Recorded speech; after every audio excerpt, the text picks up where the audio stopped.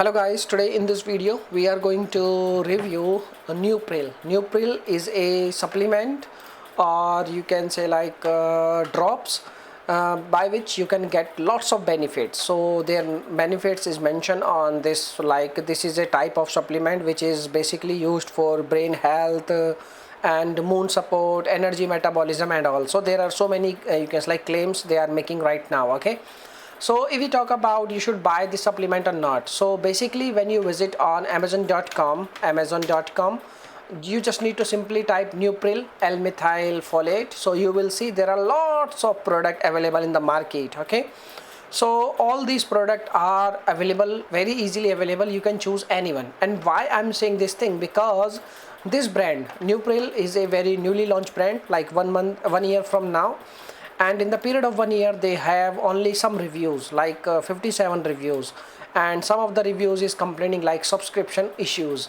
Like when you place order on this their official website, there are chances they will activate subscription on your account. So be safe, be secure, save your money. And if you really want to buy their product, please don't try to take any kind of subscribe and save option.